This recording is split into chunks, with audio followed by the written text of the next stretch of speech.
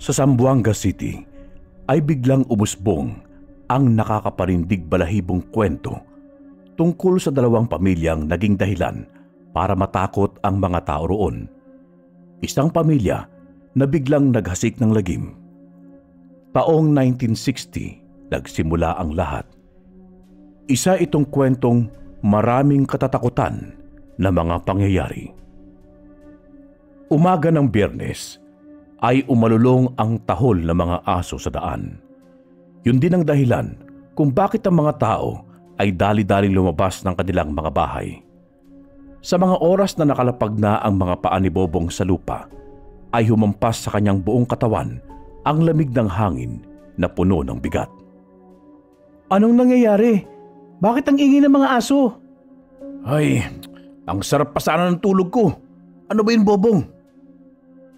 Pinuntahan ni Bobong kung nasaan ang mga aso nakatingin habang walang hinto sa pagtahol. Ang kanilang pamayanan ay katabi lamang ng isang maliit na ilog. Doon din sila kumukuha ng pangunahing tubig para pandilig ng mga halaman at pinapainom sa mga hayop. Halika dito! May patay! Ang sigaw na yun ni Bobong ay dahilan para magsilapitan sa kanya ang mga tao.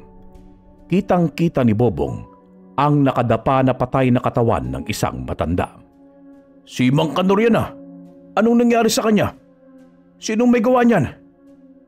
Isang hayop ang gumawa niyan. Hindi man lang naawa. Napuno ng takot ang mga tao. Ngunit walang may gustong lumapit sa bangkay dahil hanggang sa umagang yon ay hindi pa rin sila makapaniwala. Lumingon si Bobong sa kabilang bahagi ng ilog. Nanlaki ang kanyang mga mata nang may makita siyang isang maliit na paa. Hindi lang yata isa ang patay. Tignan niyo ang paa na yon. Sumigaw pa ang ibang matatandang babae sa kanilang likuran. Gayunpaman ay nilapitan ni Bobong ang paa. Nang masilayan na niya ay hindi nga siya nagkakamali. Ang apo ni Mang Kanor, patay rin! Anong gagawin natin? Hindi ito maaari. Natahimik na lamang si Bobong habang naririnig niya ang iyak ng babae at mga bata. Sa mga minutong yon ay gusto na lamang niyang umalis dahil baka hindi lamang isang simpleng krimen ang nangyari. Wala namang malakas na ulan kagabi ah. Hindi baha ang dahilan yan. Baka may pumatay sa kanila. Yan din po ang naisip ko eh. Ngunit ang tanong, sino? Ngayon na lang ulit may nangyaring krimen sa ating nayon. Mahigit 2 dekada na ang nakalipas nung huli. Kataka-taka ito. Kailangan nating humingi ng tulong sa mga pulisya sa bayan. Ang layo ng bayan. Pahirapan din ang pagpunta doon. Isa lang ang pwedeng gumawa nito sa kanila. Hindi agad nakapagsalita si Eboy. Napatitig si Bobong sa kaharap. Kahit noong nakarang buwan lamang, ay marami ng hayop ang nawala sa nayon na ito. Simula nang dumating ang pamilyang Jacinto, ay nangyari yon sa atin. Hindi pa kayo nagtataka? Wala agad sumagot kay Eboy. Si Bobong naman ay napahawak na lamang ng kanyang baba at hindi alam kung anong gagawin. Nais niyang paniwalaan si Eboy pero hindi naman maganda ang mag-akusa ng tao.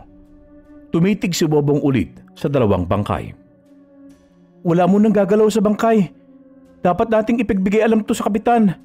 Hanggang hindi pa niya sinasabi ang dapat na gawin, ay wag muna nating galawin ang mga ito. Walang nais sumagot sa kanya. Bagkus lumayo ang mga tao. Punong-puno ng kalungkutan ang buong katawan ni Bobong dahil mabait na matanda si Mang Kanor at ang batang apo nito ay masunurin. Hindi na malayan ni Bobong ang kanyang luha na tumulo na pala. Nagpunas siya ng luha. Napatitig siya ulit sa bangkay. Sa puntong may napansin siya sa katawan ni Mang Kanor ay kumunot ang kanyang noo. Mabilis siyang lumapit. Bakit may mga kalmot? Titig na titig si Bobong. Nang mapagpasyahan din ay tumungo siya sa bangkay ni Ana. Nakita rin niya ang iilang kalmot sa katawan nito. Mas lalo niyang inusisa ang bangkay. May malaking butas ang tiyan ng dalawa. Nakakatakot naman ito. Baka hindi lamang isang mabangis na hayop ang may sala ng karumal-dumal na krimen na ito. Aswang ang may gawa niyan. Matagal na ako nabuhay sa bundok ito. Marami na ako nakitang bangkay at itong dalawang bangkay ay kakaiba. Sa dinami-dami na pwedeng mangyari, bakit pa may maraming kalmot at sira-sira ang tiyan? Aswang! May aswang dito sa ating nayon!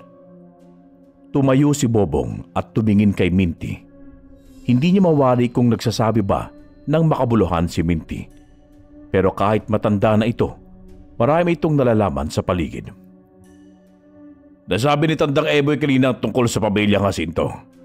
Kalahati ang kanilang lahi, Pilipino at Chino. Kaya ba nating intindihin kung ano ang kanilang tunay na pinagmulan? Bong, alam kong matalino kang binata. Kaya sana malaman mo ang tungkol dito. Bago umalis ang matanda, ay hinawakan nito ang kanyang balikat. Kahit sa pagtalikod nito, ay nanuot sa isipan ni Bobong ang mga sinabi ni Minty. Higit pa sa kahit na sinong tao sa kanilang nayon, si Minty ang pinakatahimik sa kanila. Ang bahay nito ay nakatayo malayo sa mga magkadikit na bahay. Napaisip si Bobong tungkol sa pamilyang Jacinto. Sa loob ng isang buwan ay hindi man lang nakisalamuha ang pamilyang yon. Katulad ni Minty, nakatayo ang bahay ng pamilyang Jacinto malayo sa kanila. Ngunit mas malayo pa ang bahay ng mga ito kaysa kay Minty. Doon na nagtaka si Bobong. Nang mawala na sa paningin ni Bobong si Minty, ay tumingin siya ulit sa bangkay. Tinignan niya na maigi ang muka at nang makita niya ang leeg ni Ana ay napaatras siya. Bakit may dalawang maliit na butas? Lalapitan niya sana ang bangkay nang biglang umihip ang malamig na hangin. Isang napakakakaibang hangin. Yumapos siya sa kanyang sarili. Kayo kaya ang dahilan nito? Bulong lamang yun ni Bobong sa kanyang sarili habang tumitig ulit sa bangkay ni Mangkador. Hinintay na lamang nilang makarating na ang kanilang kapitan. Sumapit ang hapon na may pagbabago sa simoy ng hangin. Ramdam ni Bobong ang katahimikan at takot ng mga mamamayan. Sa hapon ding yun ay wala nang naglalarong mga bata. Hindi ako sanay sa ganito. Anak, ganito talaga ang mangyayari sa isang lugar kung may krimen. Tignan mo nga ang sarili mo. Hindi mo yan naiapak sa lupa simula pa nang makauwi ka. Bumuntong hininga si Bobong. Malapit nang sumapit ang gabi. Isipin man niyang maging maganda ang bukas, ay dumadagundong sa kaba ang kanyang puso. Hanggang hindi niya malalaman ang katotohanan sa likod ng krimen, ay hindi mananahimik ang kanyang katawang lupa. Ama, may alam ka ba tungkol sa pamilyang Jacinto? Sa tanda kong ito, marami talaga akong may kukwento sa'yo. Bago pa man makapagsalita ang ama ni Bobong, ay tumingin muna ito sa kalangitan na para bang doon kukunin ang mga dapat ikukwento. 2 dekada na ang nakalipas. Biglang naramdaman ni Bobong ang hangin na simula pa kaninang umaga gumagambala sa kanyang katawan. Noong kabataan ko ay may isang pamilya din ang bigla na lamang sumulpot at namuhay sa nayon na ito. Marami ang nagtaka marahil, tanging mga lagata, simbahon, maravillas at mga baholo lamang ang nakatira dito. Gayunpaman, sa unang araw ng pag-apak nila sa nayon ay may nangyari agad na kababalaghan. Nayapos ni Bobong ang kanyang sarili dahil mas lalong lumamig at naramdaman niya ang takot. Sa mga naiisip pa lamang niya, ay dapat pala niyang katakutan ang pamilyang yon. Maraming alam si Minty tungkol sa pamilyang yon. Kung hindi ako nagkakamali, ay isa siya sa dahilan kung bakit nawala ang pamilyang yon. Ano pong nangyari sa kanila? Katulad mo ako na mapag-usisang binata noon. Nagising na lamang ako isang araw na naging maganda ang simoy ng hangin at bumalik ang sigla sa mukha ng mga matatanda noon. Ang ikinuwento ng kanyang ama ay siyang naging nagpaisip sa kanya ng malalim. Alam ni Bobong na kahit ano ang kanyang gawin, ay hindi siya titigil kapag hindi niya malalaman ang mga bagay na nangyari noon. Ama, magkwento pa kayo sa akin. Mahinang natawa si Marlito. Gayunpaman, ang tawa na yon ay namumuhay ang hinagpis, galit at takot. Ang pamilyang Jacinto noon, ang dahilan kung bakit namatay ang mga magulang ko. Sila rin ang dahilan kung bakit hanggang ngayon ay parang may natitira pang hinagpis sa aking puso at sa ibang matatanda na naabutan ng mga pangyayaring yon. Parang yung isang gyera, hindi ko lang talaga alam kung ano pa ang mga nangyari. Ngunit alam kong may itinatago rin ng pamilyang Lagata sa atin. Kumunot ang noo ni Bobong nang marinig niya ang apelyido ng mga Lagata. Isa rin sa ipinagtataka niya kung bakit ang tahimik ng mga Lagata. Ang dami kong nais na malaman, Ama. Naintindihan ko ang nais mo, anak. Nagmana ka sa akin. Ngunit hanggang maaari ay huwag ka na lamang makialam sa mga nangyayari ngayon. Mag-ingat na lamang tayo. Ayokong madamay ka at matulad sa akin doon. Ano po bang nangyari sa iyo noon, Ama? Humithit ng tabako si Marlito bago sumagot.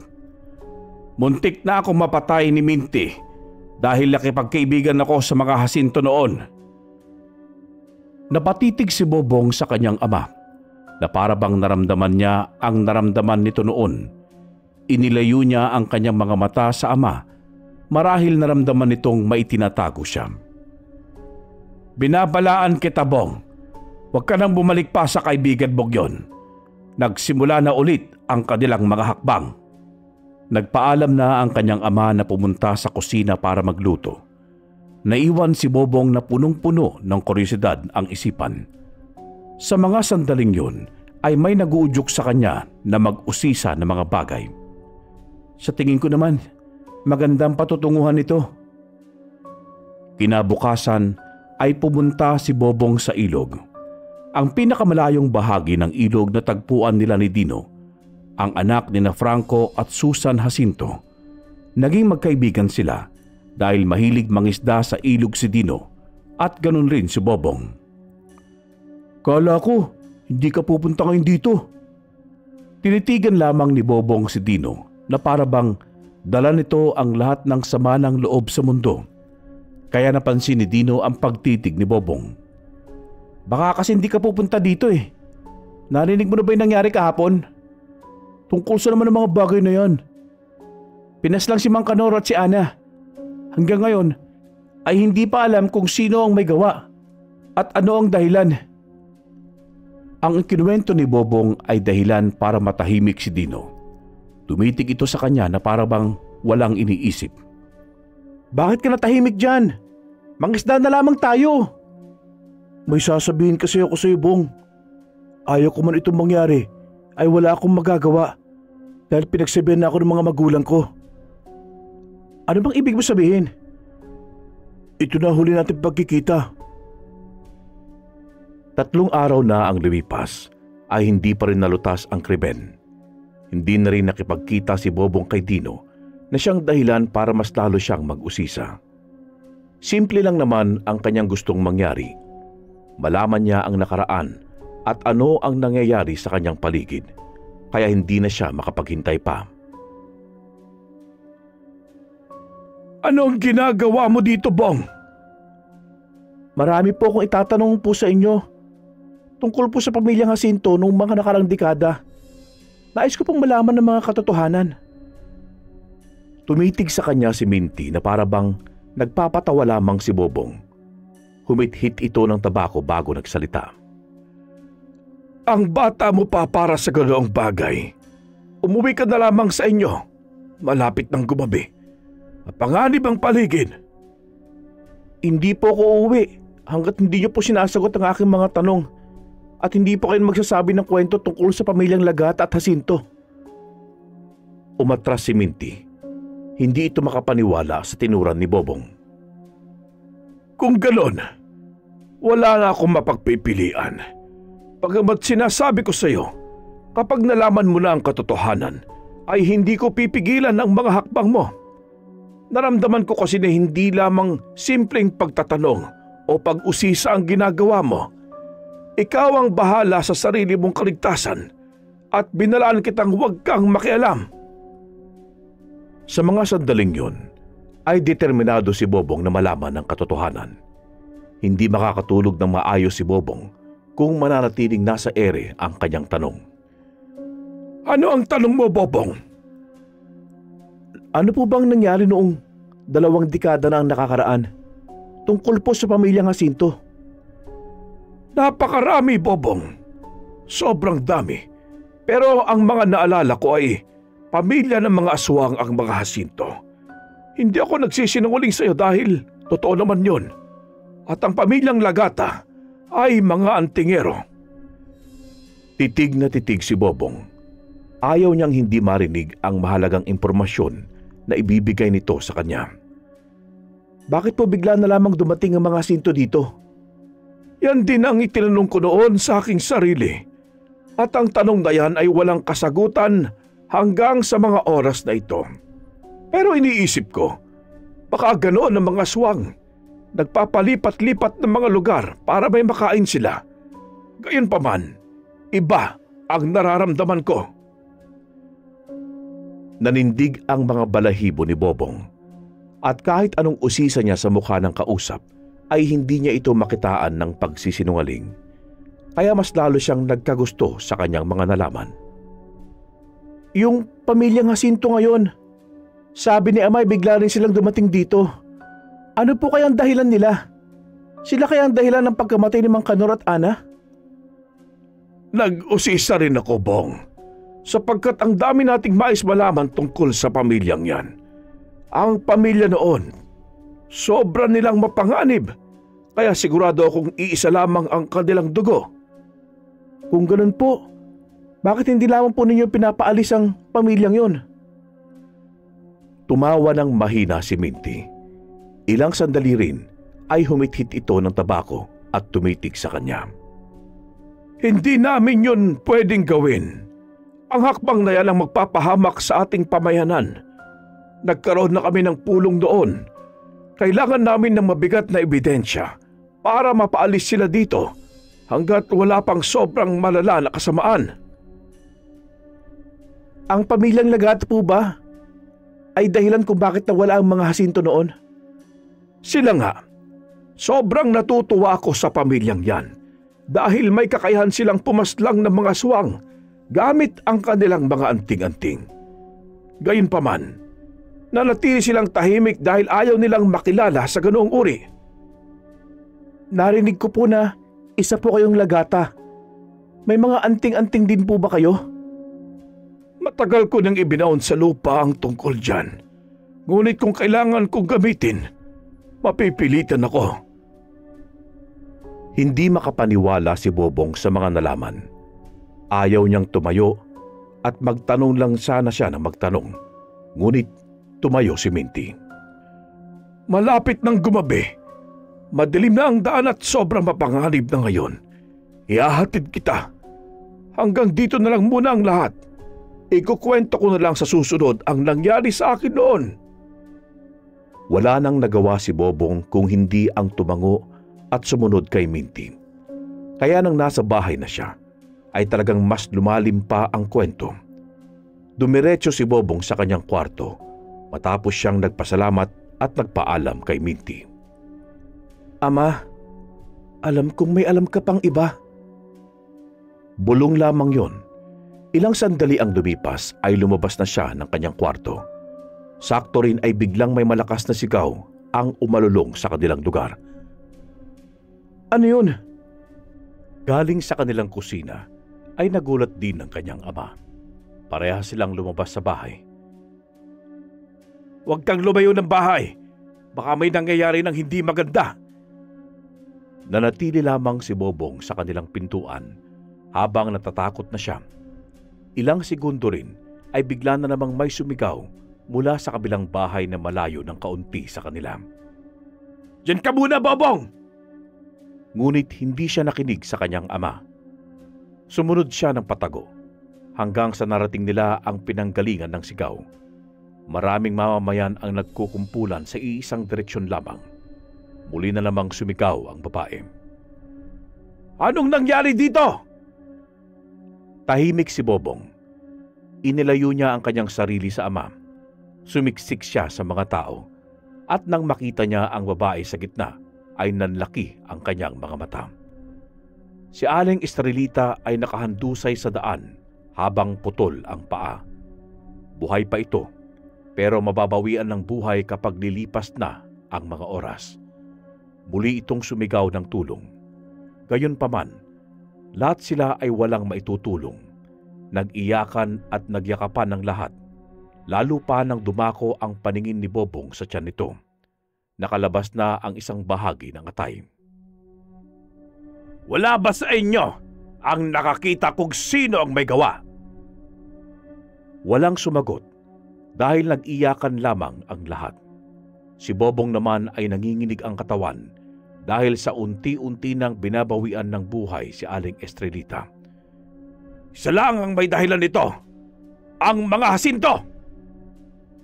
Napabuntong hininga na lamang si Bobong. Umatras siya, ngunit sa kanyang pag-atras ay may mahigpit na humawak sa kanyang kamay at hinila siya. Aray! Kinabahan agad siya, ngunit nang huminto na ito at tinignan niya ay ang kanyang ama lang pala. Umuwi na tayo, Bobong.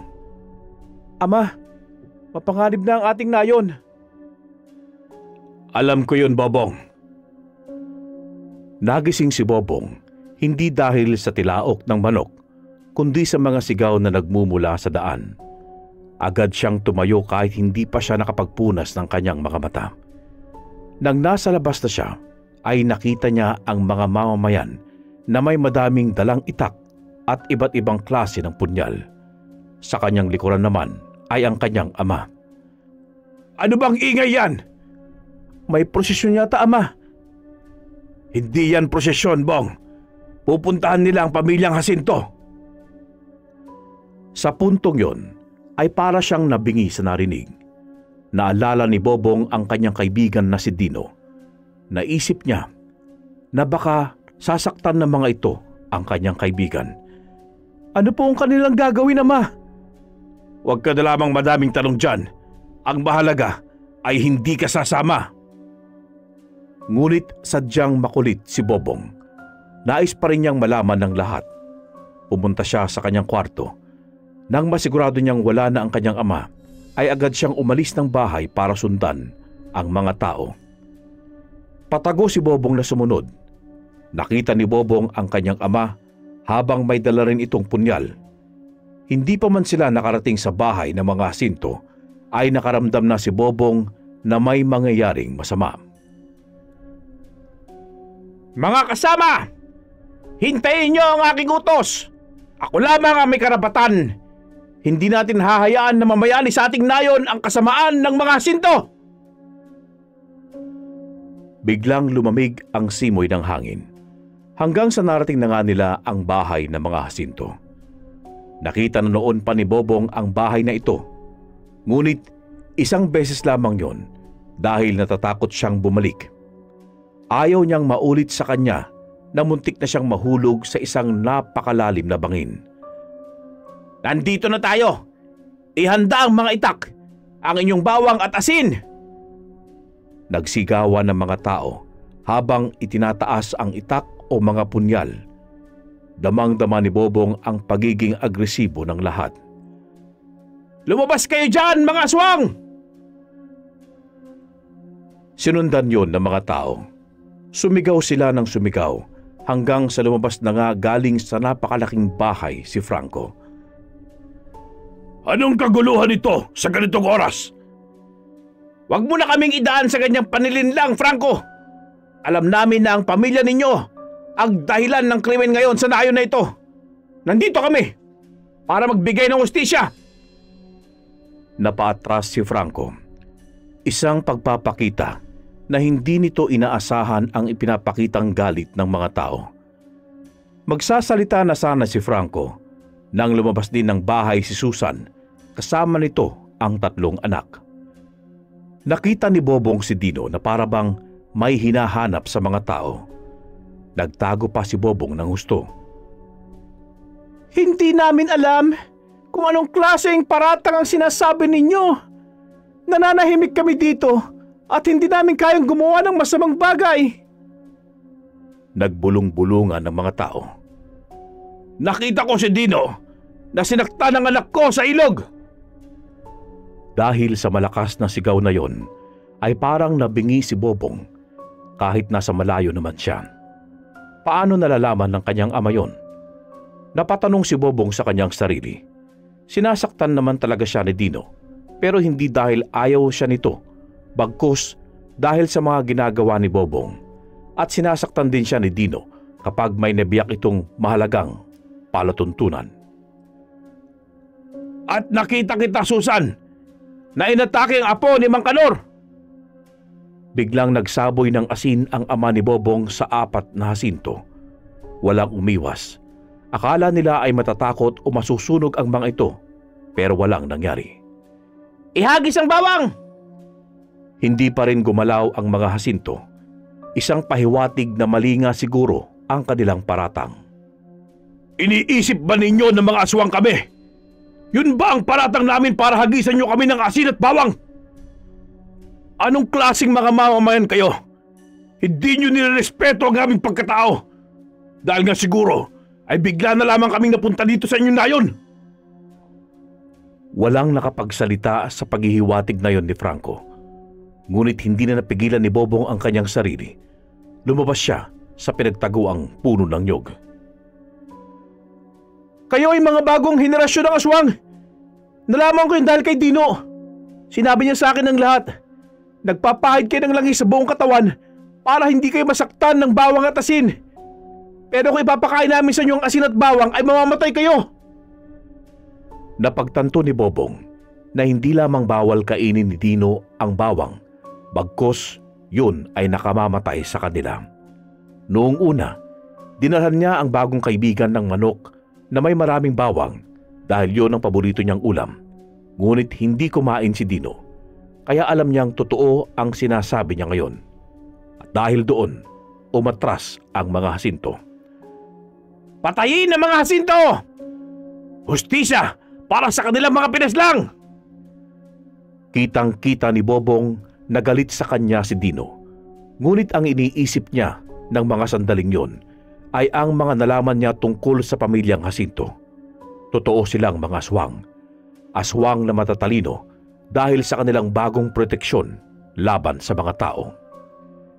Hindi pa man nakapasok ang mga ito sa loob ng bahay ay naghagis ng mga punyal ang mga tao.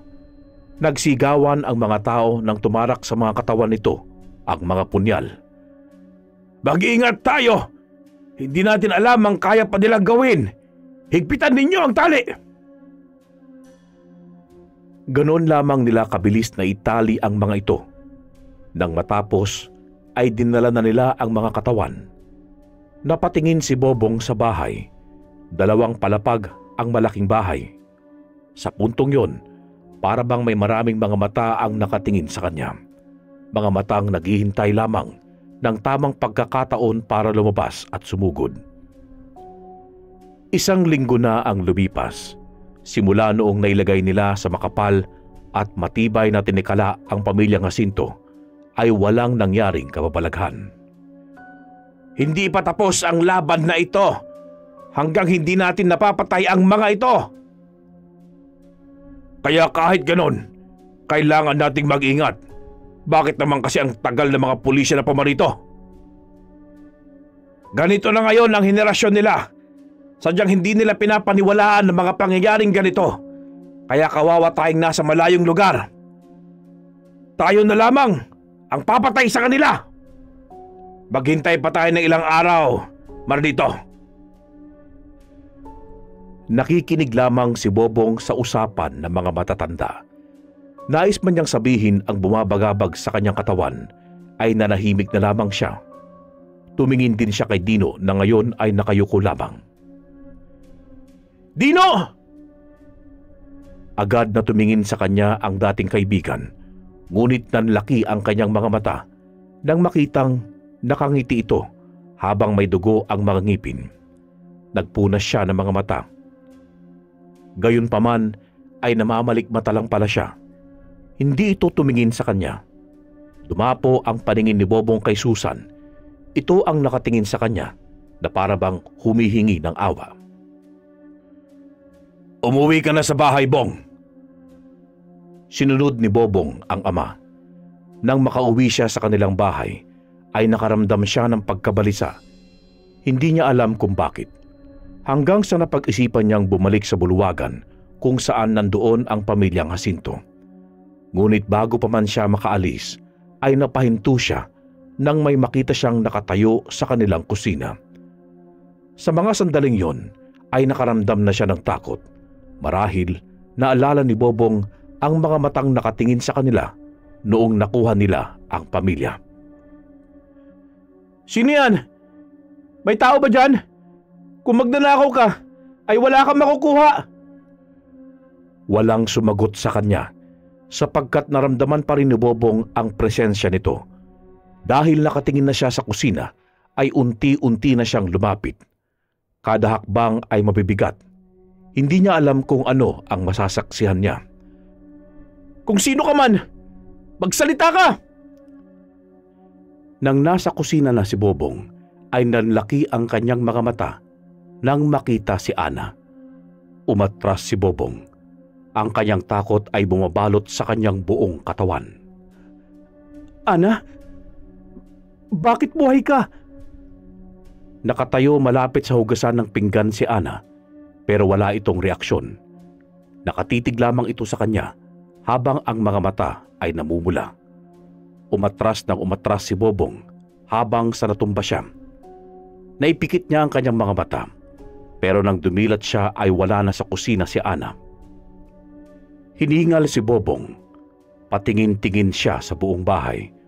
Ngunit sa kanyang kwarto, biglang mahinang bumukas itong mag-isa. Mas lalong nanginig si Bobong. Hindi naman siya takot sa mga multo dahil hindi pa siya nakakakita nun. Ngunit kakaiba ang nangyayari.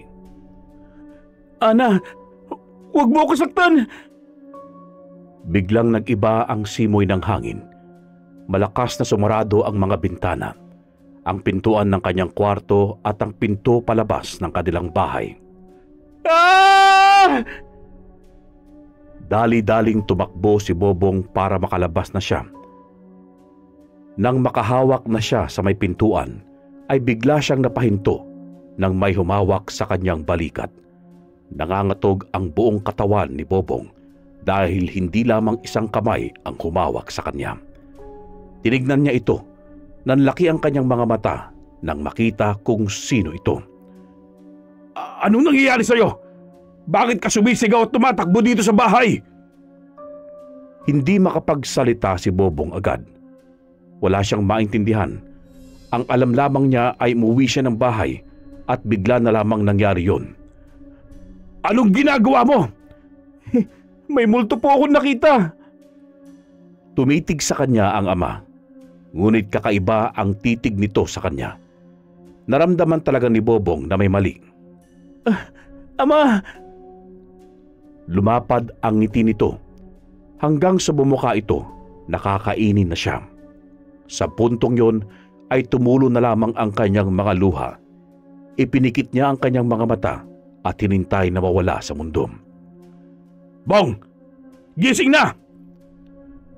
Humahango si Bobong nang magising siya. Agad siyang lumayo sa kanyang ama. "Huwag! Huwag niyo po ako saktan!" "Ako ito, Bong! Huwag ka matakot sa akin! Nakatulog ka dito sa upuan!" Hinihingal man, ay pilit niyang pinakalma ang kanyang sarili.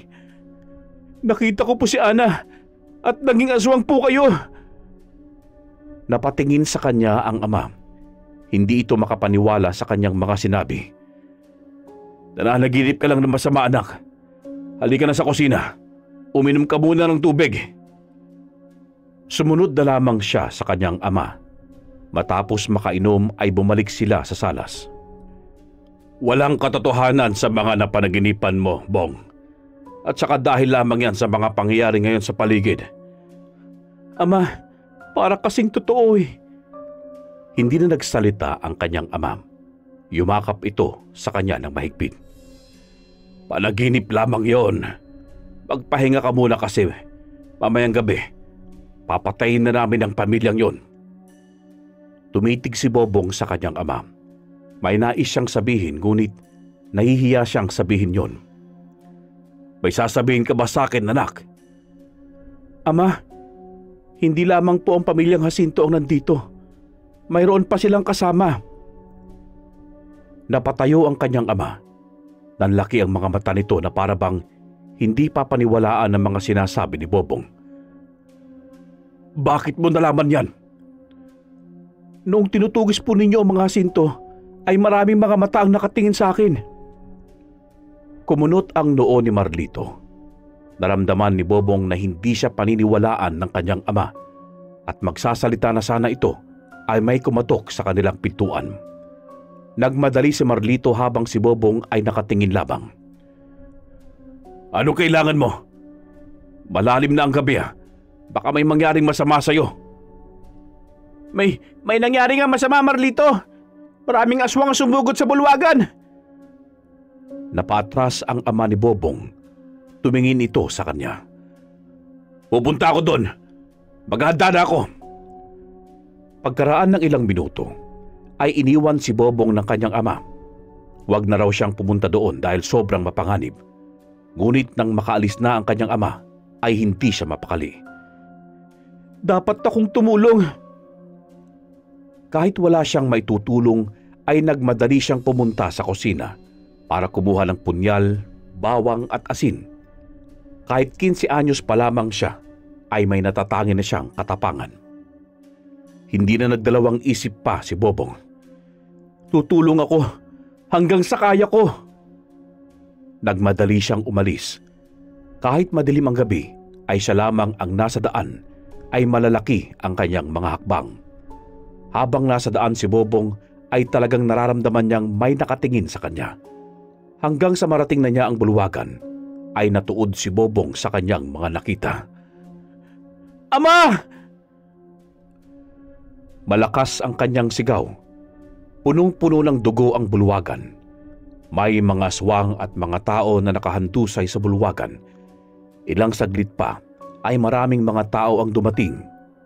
Nanlaki ang mga mata ni Bobong nang makita niya si Minty, Nestor, Eboy at iba pang mga matatanda dito. Hinanap niya ang kanyang ama. Sa pinakahuli ay nandoon ito. Tatawagin na sana niya ang kanyang ama nang mabilis siyang nagtago nang may isang grupo na naman ang dumating na kakaiba ang anyo. Maghanda kayo! Matatalino ang mga aswang na yan. Hanggang nasa iisang lugar tayo, ay malalakas ang ating mga anting-anting. Ang narinig ni Bobong ay nagpagulo ng kanyang damdamin. Ngunit nakita niya ang paghawak ng anting-anting ng mga matatanda at pati ng kanyang ama. Bakit may anting-anting si ama? Bakit hindi niya sinasabi sa akin? Nais niyang masagot yun. Ngunit sa kanyang harapan ay ang mga hindi kapanipaniwalang pangyayari. Biglang nagdasal si Minty ng mga salitang hindi maintindihan. Ang mga aswang naman ay naghahanda ng umatake. Sandali pa ay mabilis na umatake ang aswang. Nakita ni Bobong ang kanyang kaibigan na naging aswang din. Atake! Huwag niyong kalimutan ang kapangyarihan ng anting-anting! Naglaban na ang dalawang koponan. Walang gustong matalo. Ngunit sa puntong nakita ni Bobong na malapit ng pugutan ng ulo ang kanyang ama, ay agad mabilis siyang tumakbo. Ngunit napahinto siya nang si Dino pala ang aswang na yon. Huwag mong saktan ang ama ko! Agad na tumingin sa kanya si Dino. Nanilisik ang mga mata nito. Maraming buhok, matalim na mga ngipin, at matulis ang mga kuko. Naghanda si Dino para atakihin na si Bobong, pero mabilis itong sinaksak ng kanyang ama. Di ba sabi kong... Nanlaki ang mga mata ni Bobong nang makita niya ang pagtusok ng matulis na kuko ng isang aswang sa tiyan ng kanyang ama. Ama! Ngunit alam niyang huli na ang lahat. Tumulo ng mabilis ang mga luha ni Bobong. Mabilis niyang hinagis ang kanyang asin sa aswang. Namatay din naman ito agad. Lumapit si Bobong sa kanyang ama na naghihingalo. "Ama, wag mo kong iwan!" "Bobong, kunin mo ang anting-anting ko. Nais ko pa sanang sabihin sa iyo ang tungkol sa pagkatao mo. Ngunit huli na ang lahat. Isa kang antingero, Bong. Hindi lamang isang simpleng antingero, kundi dumadaloy sa dugo mo ang dugo ng mga lagata. Hindi kita tunay na anak. Matagal nang patay ang mga magulang mo." Sa sandaling yun ay hindi niya alam kung anong gagawin. Paniniwalaan ba niya ang mga sinasabi nito o iiyak dahil mawawala na ang kanyang itinuring na ama? "Huwag kang umiyak lang dyan. Kunin mo na ang anting-anting. Sa kwarto ko, kunin mo ang isang lumang lalagyan. Isinulat ko sa libro ang kailangan mong malaman." Malakas na sumigaw si Bobong, isang paghihinagpis. Nagpunas siya ng luha. Galit na ang bumabalot sa kanyang katawan. Kinuha rin niya ang punyal ng ama na sobrang haba. "Ipaghihiganti kita, ama!" Iniwan niya ang patay ng katawan ng kanyang ama. Sinalubong niya ang mga aswang.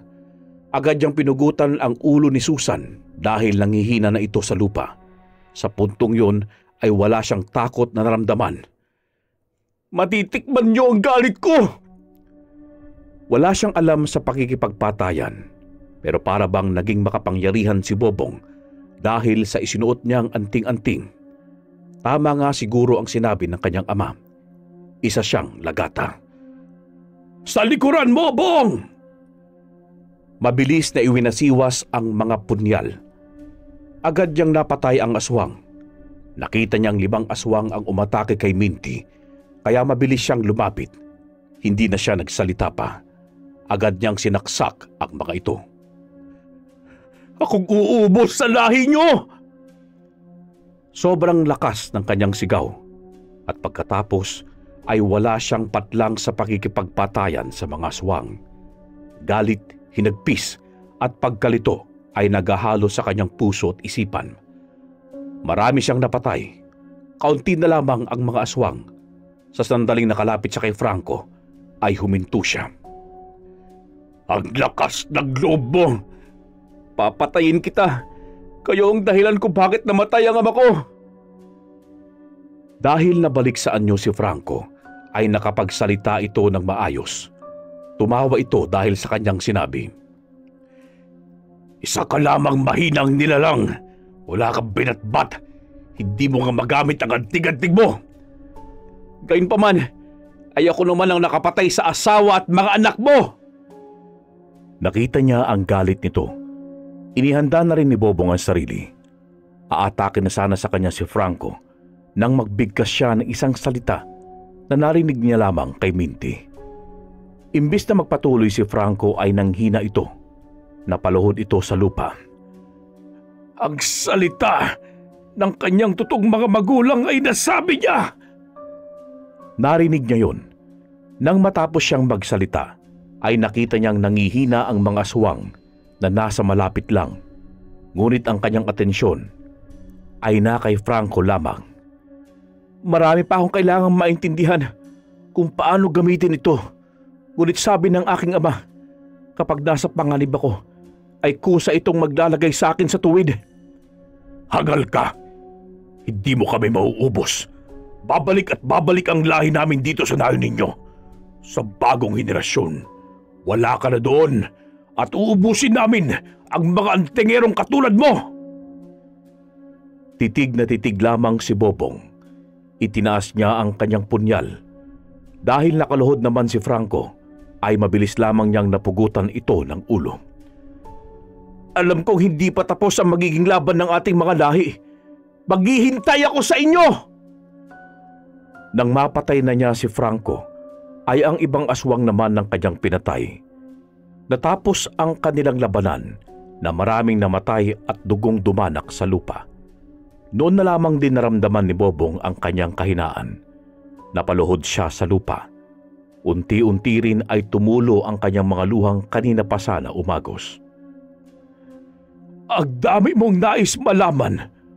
Humihingi ako ng kapatawaran dahil nagsinungaling kami sa iyo. 1 linggo na ang lumipas simula noong namatay ang ama ni Bobong. Ang laban nila laban sa mga aswang ay alam niyang hindi pa natatapos. Naramdaman niya yon. At ngayon, damang-dama ni Bobong ang pag-iisa. Hindi niya kayang tanggapin ang pagkawala ng kanyang ama. Handa ka na bang malaman ang lahat, Bobong? Wala naman akong magagawa, Minty. Napakabata mo pa para malaman ang totoo. Pero nandito na tayo. Wala ka na ring takas sa tadhana. Totoo bang may dugo akong lagata? Bumuntong hininga muna si Minty. Inaalala nito ang mga dapat na sabihin sa kanya. Humithit uli ito ng tabako. Isa kang tunay na lagata. Ikaw na lamang ang natitirang lagata na naninirahan dito. Ang mga nalaman mo tungkol sa mga lagata ngayon ay hindi katotohanan. Ginawa namin ito para maprotektahan ang nag-iisang lagata. Nasaan po ba ang mga magulang ko? Ano pong nangyari sa kanila? Ang pamilyang Jacinto ang dahilan ng pagkawala ng iyong mga magulang.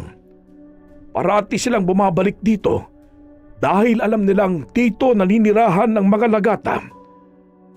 At kahit pa anong mangyari, hindi natin matatakasan yun.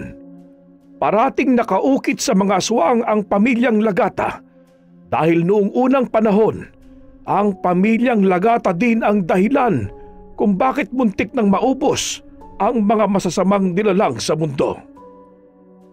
Makapangyarihan po ba ang mga lagata? Pinagpala kayo. Madami kayong alam sa buhay. Kayo ang pundasyon ng mga normal na tao noon. Kaya lamang ay nagbago ang lahat dahil sa mga hindi inaasahang pangyayari. At ngayon, ikaw na lamang ang natitirang lagata. Sa puntong yun, ay maliwanag na sa kanya ang mga sinasabi ng kanyang amang si Marlito.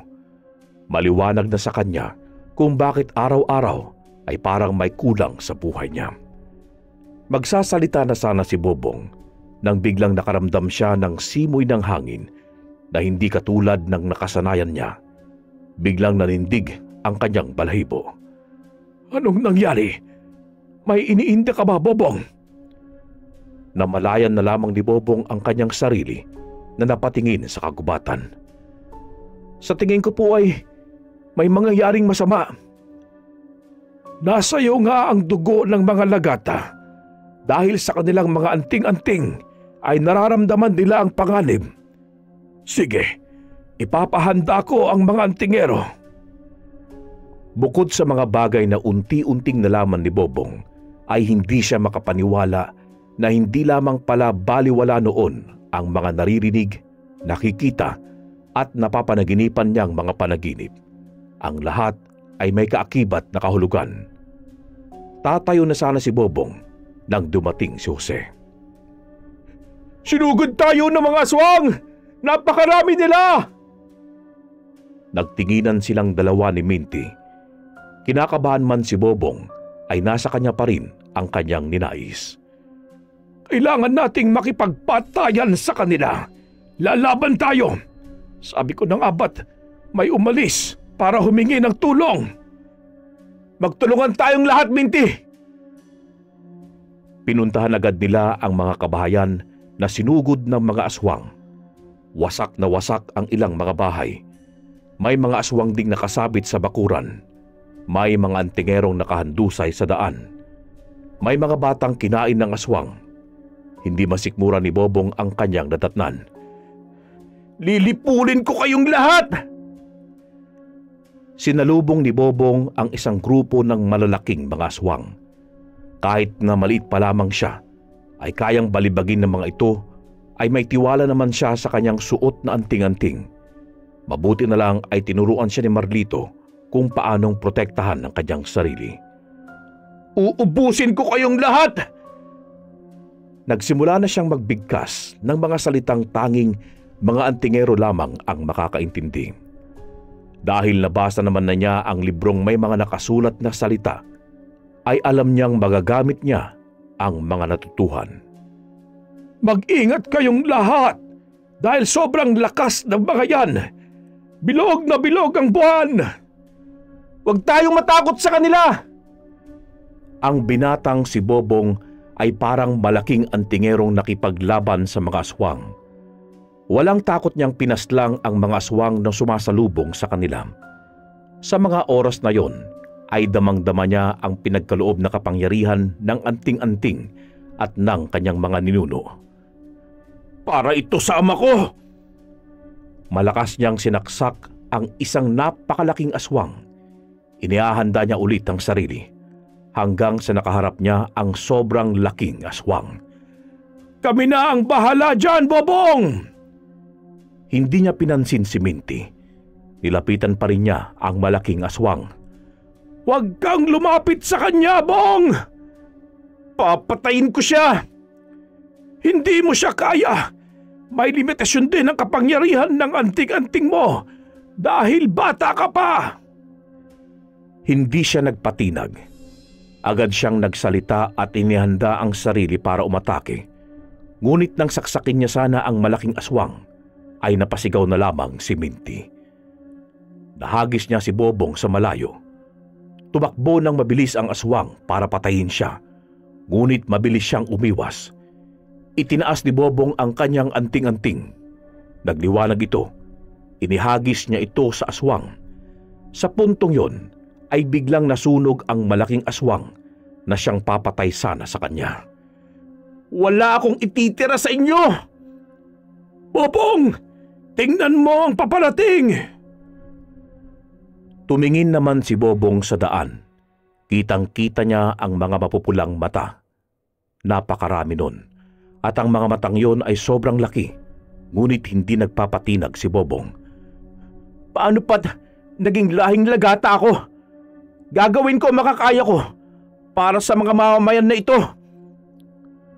Bago pa man makalapit sa kanya ang mga malalaking aswang, ay nagdasal siya sa anting-anting. Isang proteksyon para sa kanyang katawan.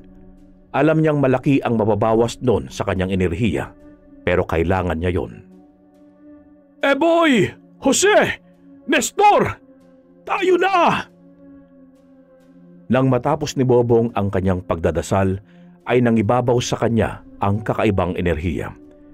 Tinignan niya ng puno ng galit ang mga malalaking aswang. Naramdaman ni Bobong na ito ang mga huling aswang. Upuksain ko ang haharang sa daraanan ko! Nandito lang kami sa likuran mo, Bong. Sabay nating tapusin ang lahat ng ito. Sa tingin ko ay ang pangkat ng aswang na yan ang natitira na lamang. Tara na po, Kaminti! Nasa unahan si Bobong habang nasa kanyang likuran ang madaming antingero na kanya-kanya ng kapangyarihang taglay laban sa mga aswang. Nagsigawan silang lahat. Kung sinong lahi ang matira, sila ang panalo! Ginawa ni Bobong ang lahat.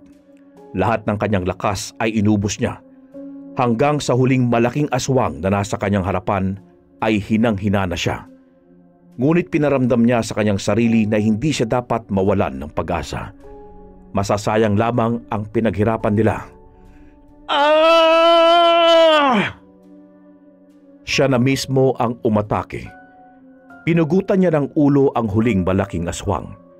Unti-unting lumuhod si Bobong sa lupa. Sandali pa ay biglang lumitaw ang liwanag na galing sa sinag ng araw. Napangiti si Bobong dahil alam niyang nagtagumpay silang puksain ang lahat ng aswang. Hinawakan niya ang kanyang anting-anting. Ipinikit niya ang kanyang mga mata. Bong! Sa harapan mo! Ang sigaw na yon ni Minty ang nagpadilat sa kanya. Ngunit sa minutong na idulat na niya ang mga mata, ay kitang-kita niya ang aswang na akala niya ay napatay na niya bago pa man napugutan niya ng ulo. Bong! Ngunit sa puntong yon ay hindi niya maigalaw ang kanyang katawan. Malapit na sa kanya ang matulis na kuko nito. Alam ni Bobong na mawawala rin siya sa mundo. Naipikit na lamang niya ang mga mata at naghintay na masaksak ng kuko ng aswang. Ngunit ilang sandali pa ay biglang may humandusay sa kanyang harapan. Pagdilat ng kanyang mga mata, narinig niya ang mga salita nito. "Ikaw ang gagamit ng aking anting-anting, Bong. Sa tingin ko ay hindi pa nauubos ang lahi ng mga aswang. Gamitin mo ito. Alam kong sa darating mga taon ay babalik ang mga aswang dito. Hindi sila hihinto hanggat naamoy pa nila ang dugo ng mga lagata." Tumulo na lamang ang mga luha ni Bobong. Sinagip siya ni Eboy. Ito ang dahilan kung bakit may ikalawang buhay pa siya. "Bakit, Eboy? Bakit mo ito ginawa? Hinayaan mo na lang sana ako ang napatay." "Matanda na ako, Bong. Marami na akong naranasan sa buhay. At saka, nakikita ko ang lakas mo. Nakikita ko ang unang henerasyon ng mga lagata sa iyo. Ikaw ang magpapatuloy nun, kaya dapat kang mabuhay." Walang lumabas na kahit anong salita sa kanyang bibig. Tumulo ang kanyang mga luha ng malaya. Nasasaktan si Bobong na maraming tao ang nagbuwis ng buhay para lamang maprotektahan siya.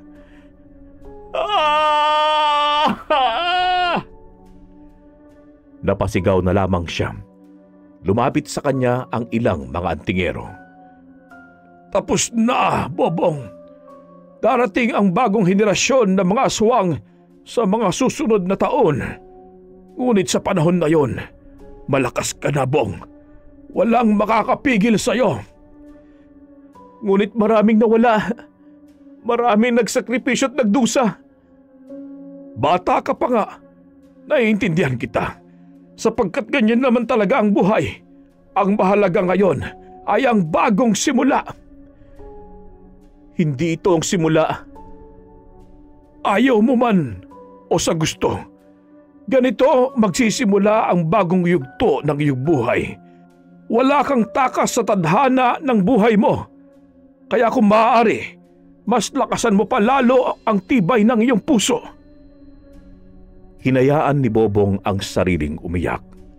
Isang iyak para sa mga nagbuwis ng buhay. Iyak para sa kanyang kabataang biglang naglaho dahil sa kasamaan ng mga aswang. "Umuwi na tayo!"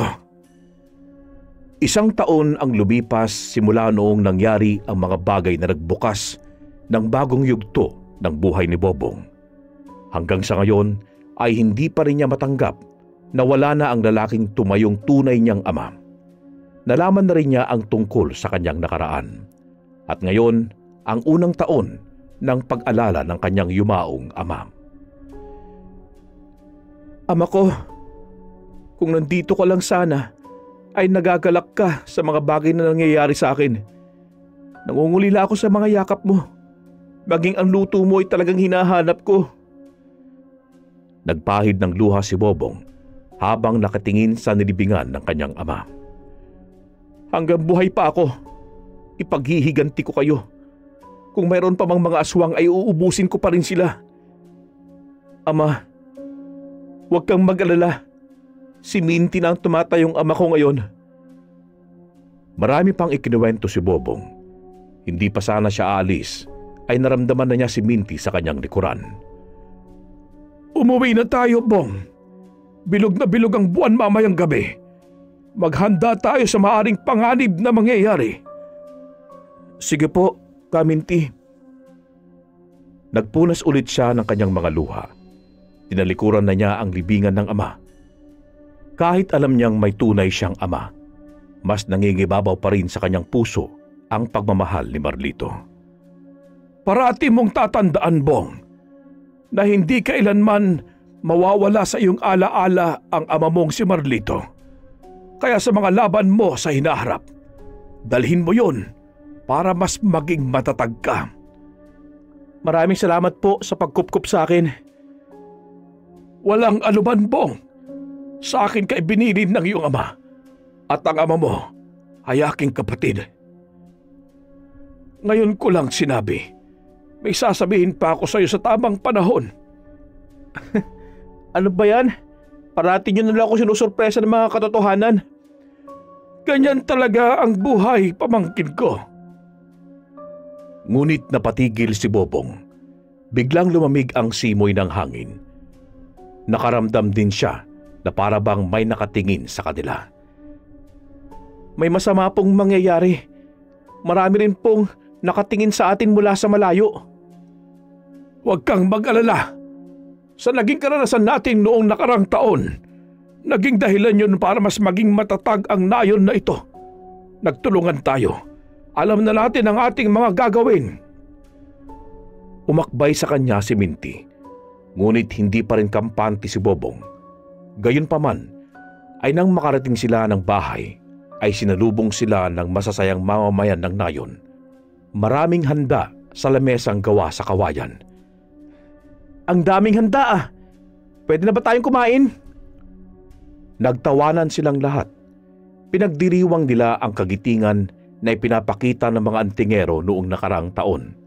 Isang pagdiriwang na dadalhin ni Bobong sa hinaharap. Kaya't nagsaya siya. Para sa bagong simula ng ating nayon! Nakisigaw din ng mga tao. Itinaas nila ang kawayang baso na may laman ng lambanog. Masayang masaya si Bobong ng mga sandaling yon. Kahit papaano ay nakalimutan niya ang masalimuot na hatid ng mga aswang sa kanyang buhay. Para sa magigiting nating mga antingero! Muli, nagtaas sila ng baso. Nagkantahan din sila. Nagkwentuhan ng kung ano-ano. May iba naman ay nagsasayaw habang kumakanta. Kitang-kita ni Bobong ang kasiyahan ng mga tao. Ilang sandali pa ay umupo siya sa damuhan. Tumingin siya sa kalangitan. Ngumiti siya. Ako nang bahala sa lahi natin. Pagkatapos niyang sabihin yon, ay humiga siya sa damuhan. Lumapit sa kanya si Minty. Nasa kamay mo ang kinabukasan ng nayon na ito, Bong. May tiwala ako sa iyo at hindi yon mawawala. Ngumiti na lamang si Bong. Hinila siya ni Minty at dinala sa mga nagsasayahang mga tao. Sa sandaling nagsayaw na sila, talagang pinagtibay nun ang mga sinabi ni Minty sa kanya. Wakas.